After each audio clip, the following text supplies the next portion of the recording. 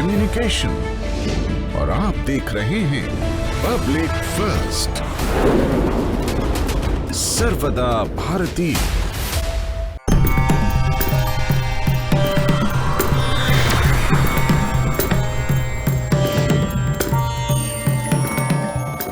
नमस्कार, मैं हूं आशुतोष और आप देख रहे हैं पब्लिक फर्स्ट, सर्वदा भारतीय। श्री गुरु पूर्णिमा महोत्सव पर देश और विदेश में तमाम जगह महोत्सव बन रहे हैं और भारतवर्ष तो वैसे भी विश्व गुरु बनने की राह पर आगे बढ़ चुका है। ऐसे में भारतवर्ष की धरती पर ऐसे कई चमत्कारिक स्थान हैं जहां पर लोगों के श्रद्धा और विश्वास तो जुड़े ही हैं, उसके पीछे एक बड़ी वजह, एक चमत्कार भी है जो कि भारतवर्ष की तमाम धरती पर मौजूद रहता है। ऐसे ही एक चमत्कारिक स्थान पे आज हम आपको लेकर जा रहे हैं जो कि मध्य प्रदेश की राजधानी भोपाल के राजीव गांधी प्रौद्योगिकी विश्वविद्यालय के परिसर में मौजूद है। और इस समय यहाँ भंडारा आप देख रहे हैं। ये तमाम जो श्रद्धालु हैं वो उस अखंड धुनी से जुड़े हुए हैं जो कि यहाँ से करीब 2 दशकों से भी समय से अखंड धुनी यहाँ पर विराजमान है और प्रज्वलित है। उस अखंड धुनी की तरफ हम आपको लेकर जा रहे हैं और साथ ही साथ हम इस अखंड धुनी से जुड़े हुए श्री गुरु जी गजेंद्र श्रीवास्तव जी के भी आपको दर्शन कराएंगे और उनके जरिए समझेंगे कि आखिर ये चमत्कार कैसे होता है और आज गुरु पूर्णिमा के महोत्सव पर कितना महत्वपूर्ण ये अवसर है। तो आज हम आपको लेकर चल रहे हैं। इस समय आप सीधा प्रसारण आप देख रहे हैं और ये वो अखंड धुनी है जिस अखंड धुनी को आप देख रहे हैं। और यहाँ पर मौजूद हैं गुरु जी श्री गजेंद्र श्रीवास्तव जी। ये अखंड धुनी जहाँ पर चिमटा भी विराजित है और इस अखंड धुनी को लगभग 2 दशक का समय होने को आ रहा है जो लगातार ये प्रज्वलित है। ये अपने आप में एक चमत्कार है। निरंतर यहाँ पर अग्नि प्रज्वलित रहती है और इसी अखंड धुनी के चमत्कार से यहाँ पर लाखों जो श्रद्धालु हैं वो अपने कष्टों का निवारण कर चुके हैं। और आज हम श्री गजेंद्र श्रीवास्तव जी के माध्यम से ये समझने की कोशिश करेंगे कि आखिर इस अखंड धुनी का चमत्कार क्या है और किस तरह से ये अखंड धुनी जो है प्रज्वलित है और कैसे लोगों के यहाँ पर दुख दर्द दूर होते हैं।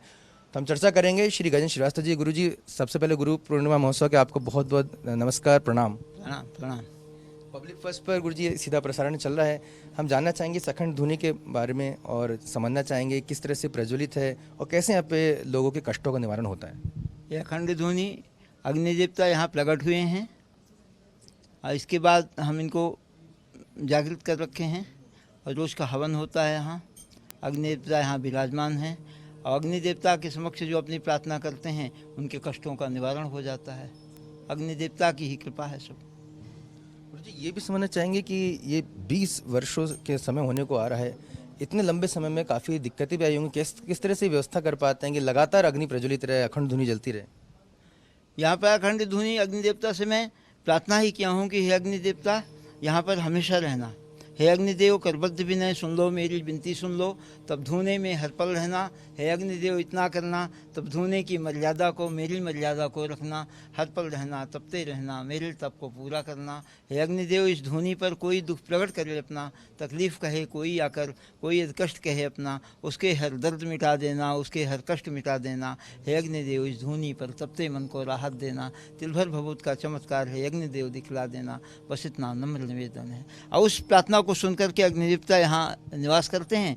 और यहाँ पर परम पूज्य श्री ज्ञान सागर जी महाराज हमारे यहाँ चतुर्मासा निवास कर रहे हैं, जो जैन मुनि हैं। उनका इस बार पंचमासा हो रहा है।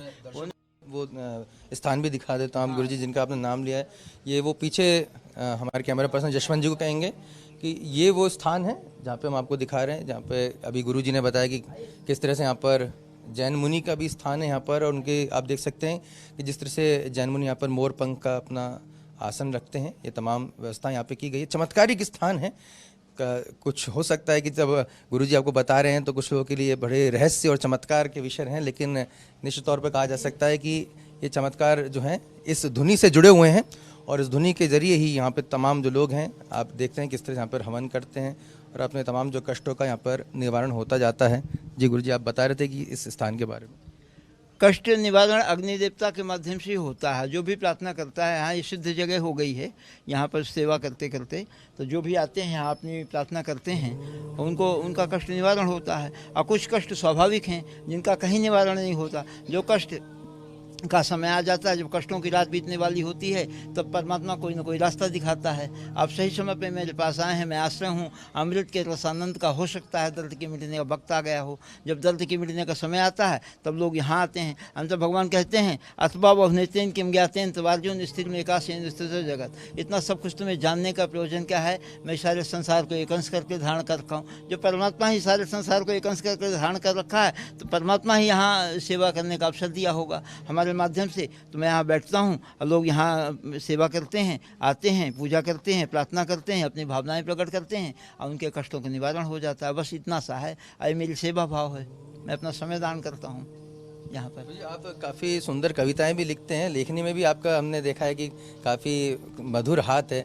आपके ज़रिए इस गुरु पूर्णिमा महोत्सव के अवसर पर हम कुछ चाहेंगे कि आप हमारे दर्शकों को भी कुछ अच्छी पंक्तियां सुनाएं। न तुम अपना इसे समझो न हम अपना इसे समझें, न तुम अपना इसे समझो न हम अपना इसे समझें। ये साझे का समंदर है, गुजर तुम भी कर लो, गुजर हम भी कर लें। चलो मसलें समंदर को मथानी प्यार की लेकर, गरल निकले तो पी लेना, शशि निकले तो दे देना। हजारों रत्न अंतस में छुपे हैं रत्न गर्भा के, असिर निकले तो ले लेना, शशि निकले तो दे देना। न चढ़ना फिर कभी मंदिर की सीढ़ी भावना लेकर, नहीं स्वीकार करती हैं कभी पूजन के अच्छत को। न दिल में लालसा रखना कभी वरदान पाने की, धरा है जिसमें इंसानी मगर पत्थर की मूर्त है। न बर तुमको कभी देगी न बर मुझको कभी देगी, ये चौराहे की प्रतिमा है, दरस तुम भी कर लो, दरस हम भी कर लें। ये अगर कोई सामान्य व्यक्ति, आज गुरु पूर्णिमा का महोत्सव है, जिनके गुरु नहीं हो, जिन्होंने गुरु दीक्षा नहीं ग्रहण की हो, उन्हें किस तरह से जो है आप संदेश देना चाहेंगे? वो कैसे अपने जीवन में गुरु का जो आशीर्वाद प्राप्त कर सकते हैं, वो किस तरह से जो है अपने जीवन को बेहतर कर सकते हैं? गुरु एक सत्ता है, गुरु एक शब्द है, गुरु एक प्रार्थना है, गुरु एक दिव्य शक्ति है। गुरु परोमंत्र है, गुरु परोजप है, गुरु पराविद्या नाश किंचित गुरु बिना। कृष्णम वंदे जगत गुरुम, कृष्ण संसार के गुरु हैं। और उस परासत्ता को हम जब स्वीकार कर लेते हैं तो गुरु तो अपने आप से स्वीकार कर लेता है, हो जाता है। और जो ये है दीक्षा का विधान है, तो दिव्य प्रेम के दान को दीक्षा कहते हैं। दीक्षा कोई ऐसी वो नहीं है कि किस चीज़ को गुरु देता है, हम दिव्य प्रेम के दान को दीक्षा कहते हैं। और जब प्रेम प्राप्त होता है तो आदमी परमात्मा के करीब हो जाया करता है। बस इतना ही है प्रेम का साधन। अब गुरु और शिष्य का एक प्रेम होगा तो एक दूसरे से जुड़ जाएंगे, तो इस लोक से उस लोक तक जाने का एक साधन मिल जाएगा। आज भारत विश्वगुरु बनने के लिए, पुनः विश्वगुरु बनने के लिए आगे बढ़ रहा है, और कहीं ना कहीं आज पूरे विश्व में योग दिवस भी अब मनाया जा रहा है। ये आज से कुछ समय पहले तक ये एक सुनने और समझने में भी बहुत ही चमत्कारी लगता है, लोग यकीन नहीं करते, लेकिन ये सब कुछ होने जा रहा है। भारत विश्वगुरु बन रहा है और आज गुरु पूर्णिमा महोत्सव है। भारतवर्ष के लिए आप क्या कुछ यहाँ पर कहना चाहेंगे? भारत विश्वगुरु था, विश्वगुरु है और विश्वगुरु रहेगा। भारत अनंत जन्मों से, अनंत कोटि समय से, कई ब्रह्मांड, संपूर्ण संसार, सारा दुनिया ही भारत है। और यह भारत हमेशा से विश्वगुरु रहा है, इसे कोई नहीं रोक सकता विश्वगुरु बनने से। यहाँ यह भूमि ही ऐसी है, तपस्वियों की भूमि है, मुंडे साधुओं की भूमि है, जटाधारी साधुओं की भूमि है, हर संप्रदाय की भूमि है, जिसमें फकीर रहते हैं, योगी रहते हैं, त्यागी रहते हैं, ब्रह्मचारी रहते हैं, जटाधारी रहते हैं। हर तरह के जब लोग जिस दुनिया में रहते हैं तो उससे बड़ा कुछ धरा हो नहीं सकती। अब भारत विश्वगुरु कहलाता, भारत युगों से विश्वगुरु है, क्योंकि गुरु शब्द क्या है? ज्ञान को देने वाला। अब भारत में ज्ञान पैदा होता है, यहाँ पर एक एक से मनीषी लोग पैदा हुए हैं, एक एक से महामुनि पैदा हुए हैं, एक एक से ज्ञानी पुरुष पैदा होते हैं, एक एक से संत पुरुष पैदा होते हैं। जिस धरती में ऐसे महामानव पैदा होंगे वो विश्वगुरु नहीं तो और क्या होगा? विश्वगुरु होने का ही संदेह है।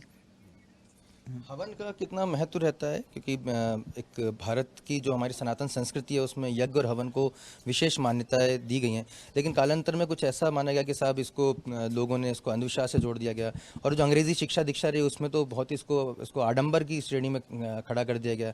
लेकिन हम यहाँ देख रहे हैं कि यहाँ पर न केवल आपकी अखंड धुनी चल रही है, बल्कि आम लोग भी यहाँ पर आकर उस धुनी में अपनी आहुति डाल रहे हैं। कितना महत्वपूर्ण है ये संस्कार भारतवर्ष के लिए?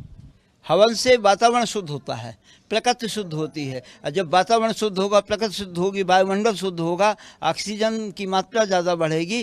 तो हम ये हवन का साइंटिफिक रीजन है, बहुत बड़ा। हवन करते हैं तो वातावरण शुद्ध हो जाता है, प्रकृति शुद्ध होती है। जो दूषित वायु है, दूषित जलवायु है, ये नष्ट हो जाया करती है, इसलिए हम हवन करते हैं। हवन का बड़ा महत्व है अपने आप में। हवन से वातावरण पूरा शुद्ध हो जाया करता है। तो गुरु जी ये और हम जानना चाहेंगे कि आज गुरु पूर्णिमा महोत्सव है और जो तमाम जो हमारे भारतवर्ष में इस समय सभी जगह गुरु पूर्णिमा मनाई जा रही है। अक्सर ये जो पूर्णिमा के बाद ही श्रावण मास का भी जो आरंभ हो जाएगा, तो इस दौरान हमें किस तरह से अपने जीवन को बेहतर स्वस्थ रखने के और क्या कुछ करना चाहिए, आपके जरिए में संदेश जाएंगे। चमन के फूल से दामन तो सभी भरते हैं, और गुलों की राह में कांटों को भी चुनना होगा। किसी उदास दिल को फिर से हंसाने के लिए आज मौने बहार बन के मचलना होगा। कल जो अपने थे आज क्यों पर आए हैं, उन्हीं होठों पे गीत बन के मचलना होगा। और दर्द से आह न भर, मिटने की परवाह न कर, प्यासी धरती के लिए धूल में मिलना होगा। चमन के फूल से दामन तो सभी भरते हैं, गुलों की राह में कांटों को भी चुनना होगा। हम जन्म जन्म के साथी हैं। आज हम इस जगह पे जहाँ बैठे हैं, जिस परासत्ता के अधीन बैठे हैं, जिस परासत्ता के नीचे हम बैठे हैं, वह हमारी दीपा हैं, जिनकी महाशक्ति थी। वो हमारे साथ जब वो थीं तब भी वो देवी जैसी थीं। आज वो नहीं है तो तुम तो देवी माँ के स्वरूप में युगों तक पूजी जाओगी और मंदिर की प्रतिमा बन करके दीपा देवी कहलाओगी। तो हमारे साथ हम शक्ति के साथ जीवन जिए हैं, इसलिए जब हम कोई महाशक्ति के साथ जीवन जीते हैं तो शक्ति स्वरूपा हो जाता है जीवन पूरा। तो इनके तो हम जन्म जन्म के साथी हैं, हम जन्म जन्म में मिलते हैं, जन्म जन्म का नाता है, या जन्म जन्म का रिश्ता है। सब कुछ था मेरे पास प्रिय, तुम पारस थी मेरी दीपा, लक्ष्मी थी सरस्वती माता, तुम दुर्गा थी मेरी दीपा। गर्वित होता है मेरा मन तो मेरी थी मेरी दीपा, हर्षित होता है हृदयांगन तुम देवी थी मेरी दीपा। मेरा मन जब भी याद करे तुम दिख जाना मेरी दीपा, हर बंधन तोड़ चली आना जब तुम्हें पुकारूं मैं दीपा। दीपा दीपा दीपा दीपा मेरी दीपा, हर सांस सांस हर धड़कन में तुम प्राणों में रहना दीपा। ममता की छांव तले रखना, साया बनकर रहना दीपा। दिव्यांश न हो दिग्भ्रमित कहिए, दिव्य दुआ देना दीपा। अंतिम प्रणाम मेरा सुन लो, धड़कन तुम मेरी दीपा। मेरे उर में मेरे दिल में तुम वास करो मेरी दीपा, मेरे उर में मेरे दिल में। इन्हीं की शक्ति है। देवी माँ की पहले अग्नि देवता की सेवा करती थी, आज हम करते हैं। ये ऊपर विराजमान हैं, हम यहाँ बैठते हैं, हम दोनों इसी काम से आए हैं। संत स्वयं परिहिते भीता भी होगा, बस आज यही संदेश हमारा है सुन लो दुनिया वालों, बस आज यही संदेश हमारा है सुन लो दुनिया वालों। हम तो फकीर हैं बंजारे हैं राही हैं दुनिया वालों, हम 100 बार मरेंगे फिर भी अमर रहेंगे दुनिया में। अदेह मरेगी नहीं आत्मा, कभी मरेगी यह मेरी, कभी मरेगी यह मेरी। ये हवालाई उड़ाकर कुछ पलों को पास तेरे, कौन समझे कौन जाने नियत के अनजान फेरे। 2 घड़ी हंस लो हंसा लो, गीत सा ही मन बना लो, प्यार से प्यारे हम तो ठहरे यार बन जा रहे, हम तो ठहरे यार। आजकल के दौर में पर्ची भी निकाल के लोग जो है भविष्य बता रहे हैं, और भारत में अलग अलग तरह से चमत्कार भी यहाँ पर होते रहे। कुछ लोग इसमें प्रश्न भी उठाते हैं, कुछ दूसरे तर्क भी देते हैं।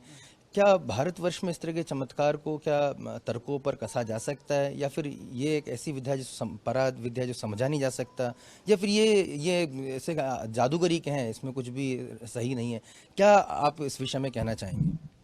यह विद्या है, यह किसी तरह की विद्या हो सकती है। भारतवर्ष में किसी तरह की साधना से किसी तरह की भी सिद्धि प्राप्त हो सकती है। सब कुछ परमात्मा के देन है, किसके माध्यम से कौन सी शक्ति किसके ऊपर दे दे और किसके माध्यम से क्या चमत्कार दिखवा दे। जादू और रफ्तार को सांप बना देता है, आदमी को औरत बना देता है, आदमी को कबूतर बनाकर पेड़ में बैठा देता है, लेकिन वो सिद्ध पुरुष नहीं होता। लेकिन सिद्ध पुरुष संत होते हैं, महात्मा होते हैं। महात्मा तो साधना करते करते जमीन से ऊपर उठ जाया करते हैं, वो साधना है। और पर्ची निकाल देना ये कोई भी महात्मा निकाल देगा जो महापुरुष हो, क्योंकि महात्मा दिव्य दृष्टि ज्ञाता होते हैं। और जब किसी के पास दिव्य दृष्टि प्राप्त हो जाया करती है तो कोई भी चीज़ देख सकती है, अंदर की चीज़ें देख सकते हैं, बाहर की चीज़ें देख सकते हैं। जैसे वैद्य हुआ करते थे पहले, नाड़ी को पढ़ करके ये देख देते थे तुम्हें मर्ज क्या है, तुम क्या खा के आए हो। इसी तरह जो साधक हैं ये सब बता देते हैं कि क्या सामने वाले क्या है। चमत्कार है, भारत भूमि का प्रताप है। इस भारत भूमि में तो नदियाँ हैं, देवताओं के तुल्य हैं, देवता हैं। पत्थर को भी जहाँ देवता लोग मानते हैं वह भारत भूमि है। तो इसमें तो कुछ भी हो सकता है, कोई भी महापुरुष किसी भी स्तर पर बढ़ सकता है। किसके माध्यम से समाज का कितना कल्याण, पर्चा निकाल देने के बाद भी समाज का कल्याण है, वह समाज के लिए जी रहा है। जो व्यक्ति ऐसा करते हैं, जिस विधा से भी करते हैं, जिस प्रकृति से करते हैं, जिस माध्यम से करते हैं, सबका एक ही मकसद है कि संसार सुखी रहे, संसार के सारे रोग खत्म हो जाएं, संसार की व्याधाएं खत्म हो जाएं, संसार की पीड़ाएं खत्म हो जाएं। और जब उसका ये मकसद होगा तो वो कुछ भी देख सकता है। वो साधना किस पे है? संतों में है। संत है स्वयं परिते भीता भी होगा। संत वही हैं जो अपने आप को दूसरों के हितों में लगाए रहते हैं। घर छोड़ दिए, सुख त्याग चले, ममता और मोह को त्याग चले, पलकर के बड़े किस घर में हुए हो, आज गेह की छोड़ चले, माता के ममत्व को छोड़ चले, भाई की विभूति को छोड़ चले, बहनों का भरोसा रहा होगा उनके भी इरादे को मोड़ चले, प्रतिपालक कोई पिता से रहे पलकों के भरोसे को छोड़ चले, दुनिया के जंजाल से छोड़ के विपरीत खुदा से और नाता को जोड़ चले, घर छोड़ चले। ऐसे संत महापुरुष देश में अगर हो जाएं तो कुछ भी बता देंगे, उनको पर्चा निकालने की भी जरूरत नहीं। लोग तो खड़े होकर पढ़ देते हैं, माथा पढ़ के बता देंगे, इस प्रकार अलग होते हैं। जन्मों जन्मों की बातें जानते हैं लोग, 3 जन्मों की बातें जानते हैं, 7 जन्मों की बात बता देते हैं। लोग क्या सोचते हैं ये बता देते हैं। ये तो छोटी सी चीज़ है, कल की चीज़ें बता देना बहुत छोटा सा काम है। कोई भी देख के बता, जो अगर आपको कोई चीज़ बता दिया, पर्चा निकाला या कुछ भी हुआ कि आप यहाँ से आए हैं, आपके इतने भाई बहन हैं, आप इस काम से आए हैं, तो आप तो खुद जानते हो कि आप किस काम से आए हो, आप किस विधा से आए हो, क्या काम है आपका, आपका वास्ता क्या है आने का, आपका उद्देश्य क्या है आने का। आप तो खुद अपने उद्देश्य, अगर कोई सामने वाला बताता है तो ये हो जाता है ये कुछ जानता है बस। और कोई महापुरुष, कोई सिद्ध पुरुष इन सब चमत्कारों के अधीन नहीं होते, लेकिन जिसको जो सेवाएं भगवान ने दिया है वो लोग करते हैं। नहीं, हमने तो बड़े बड़े महात्मा देखे। हम चित्रकूट में 14 साल रहे हैं, जी ग्रामोदय विश्वविद्यालय में थे हम, तो अपना वहाँ समय दान करते थे। फिर वहाँ से यहाँ आ गए, ऐसा अखंड धुनी की सेवा करने का अवसर हुआ। इस भूमि का पुण्योदय हुआ होगा तो हम यहाँ चले आए।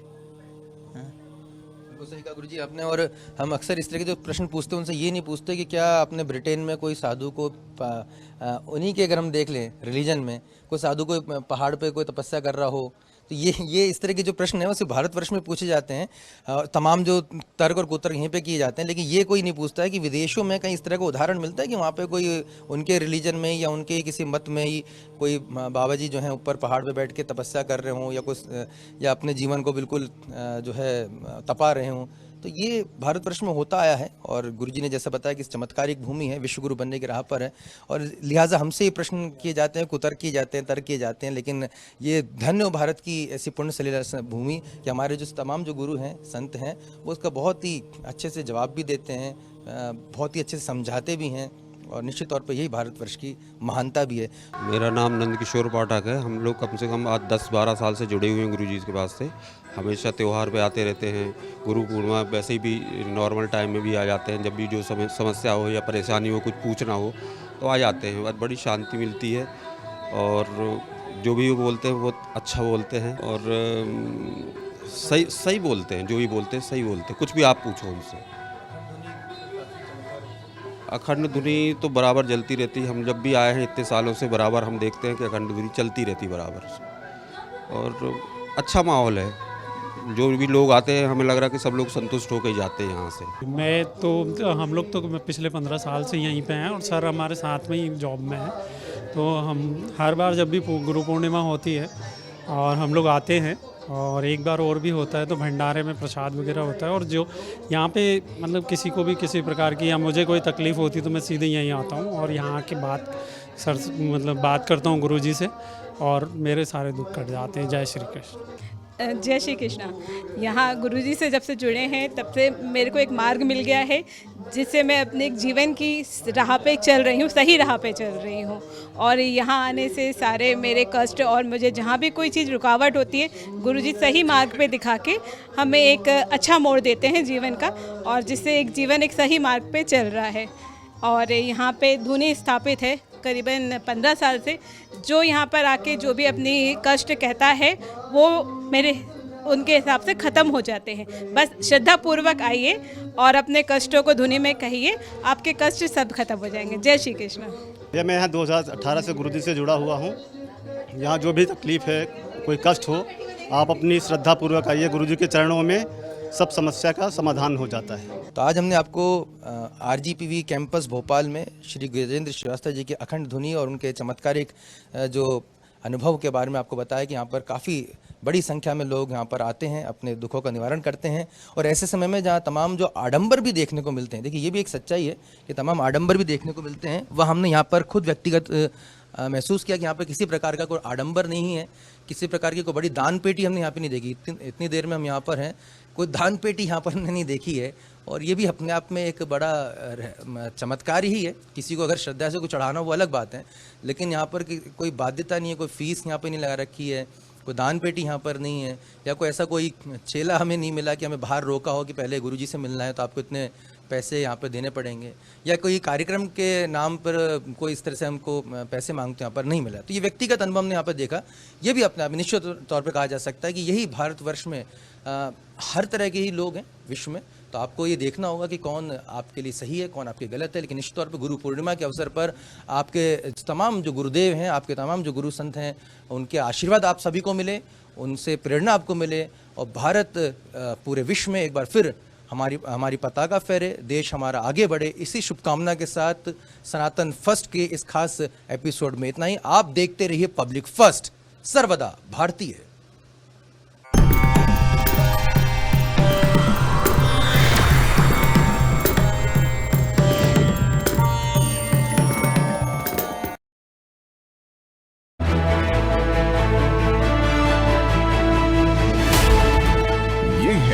इंडिया फर्स्ट कम्युनिकेशन, और आप देख रहे हैं पब्लिक फर्स्ट, सर्वदा भारतीय।